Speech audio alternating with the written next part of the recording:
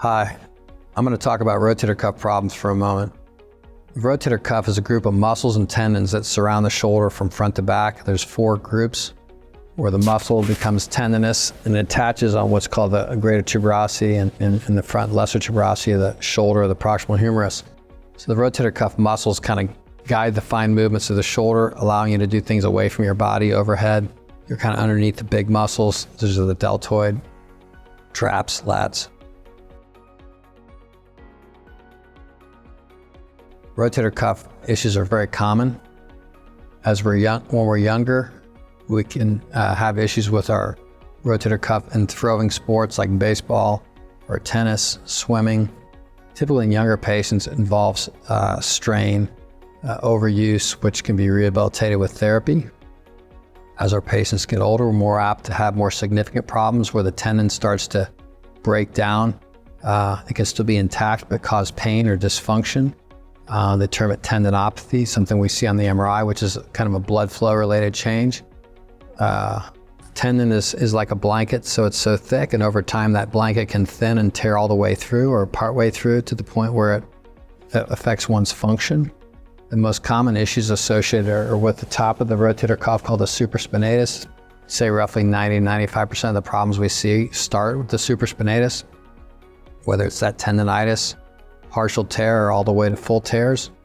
Full tears can happen again with time, like attritionally, but use or overuse, if you will, but also traumatically.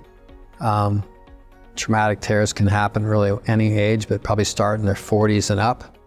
I'd say attritional tears similarly can happen in patients in their late 40s, early 50s. And then with each decade, 60s, 70s, 80s, we see more and more of these tears that occur without really any trauma. So many patients we know have tears that are fully functional and don't even know they have a tear. Just because you have a rotator cuff tear doesn't mean you have to have surgery on it. We try to match the treatment to the patient. Certainly if it's a chronic thing that we suspect this is long-standing, which can often be inferred by X-ray and MRI changes, we start slow. They may be existing at a certain level of function and then have something happen where it brings their symptoms to a head. Someone that's 75 and suddenly develops symptoms we might treat totally different than someone who's 55. Often the course of physical therapy, anti-inflammatories, possibly an injection, can kind of bring that patient back to their baseline where they can function and do what they need to do, irrespective of what is going on with their shoulder. Certainly MRIs are indicated in some cases, but in many cases that may not change how we treat the patient. If they get better, then it won't really matter if their MRI reflects a rotator cuff tear or not. Conversely, younger patients, more active patients, 50s, 60s, who have physical labor jobs or have a traumatic injury, a different animal, often traumatic tears that occur where the patient is fine one day and then they have an injury the next. Those tears are much less commonly tolerated. They lead to weakness, night pain, etc. And those are often the patients that come into the office. We're a little more aggressive at evaluating those patients, getting MRIs, especially if there's been a trauma. We think traumatic tears are better suited with surgery early on.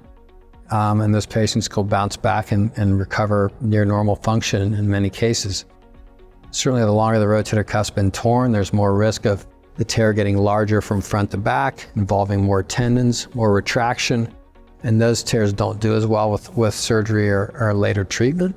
While they can be operated on, and they're reasonable results in many cases, there are certain risk factors that put some patients at disadvantage and maybe will have a less optimal outcome, maybe more likely to either not heal their repair or re-tear their tendon.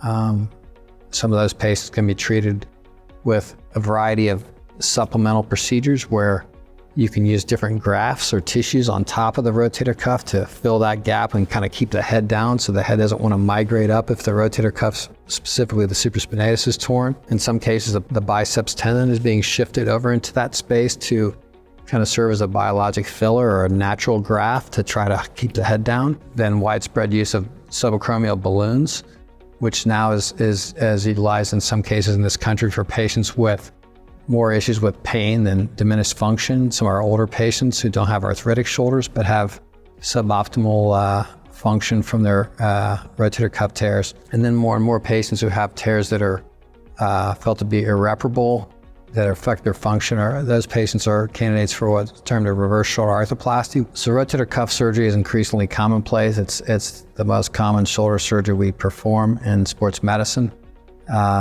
Again, the goals are to give the patient pain relief, better function, and when we say function, we mean strength and really activities away from your body and overhead, and good range of motion, of course. What to expect with rotator cuff surgery. Typically, it's an outpatient procedure done primarily in ambulatory surgery centers now, but in some cases, hospital situations. Typically, it's done under general anesthetic. We often will employ a nerve block that's up around the neck that will numb the arm, help with pain control over the first 24 hours or so. We put patients in a sling typically for 6 weeks to protect the repair. We're trying to get the tendon to heal back to bone, and so in doing so, we have to kind of unload that tendon. If generally, we try to tell the patient to keep their elbow at the side so they're not reaching away from their body and firing those tendons that could lead to disruption or failure of their repair. Depending on where the repair occurs, some of the tendons in the front, one is termed the subscapularis, so we limit their extra rotation.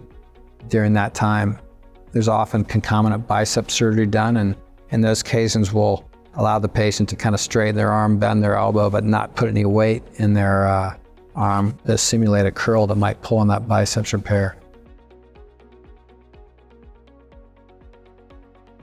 In my hands, my patients start therapy fairly quickly, often within 2 or 3 days after surgery. They start passive range of motion with the therapist, meaning the therapist will move it. The patient can move it with either hand. Family members can do it, but we don't want them actively lifting their arm during that first 6-week period. Then when the 6 weeks are up, they come out of the sling and they slowly start to lift their arm with assistance, perhaps with a cane, with a pulley, etc., to where they can independently lift their arm.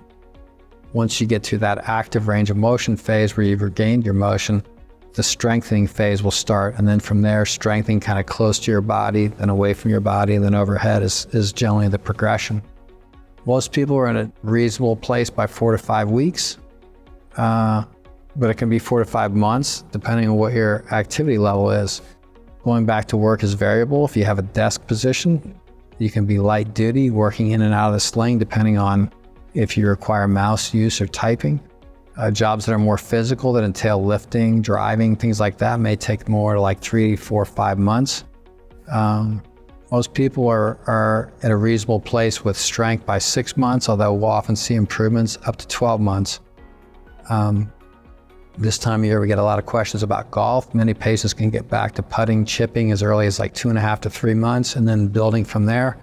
It often might depend on which shoulder is affected. If it's your lead arm or your back arm, how it affects your follow through in your golf swing or your back swing can be determinants as far as when we will allow you to start hitting the ball in the driving range, for instance. Other overhand sports, throwing, might take longer, up to 6 to 8 months or more. Racket sports are similar. Swimming may be somewhere in between that, in the 4 to 6 month range, depending on what stroke, and then you can advance up from there. Back to work similarly is somewhat driven by your activity level and what you have to be able to do. If you have to lift heavy items, that can often be done relatively close to the body within 3 to 4 months.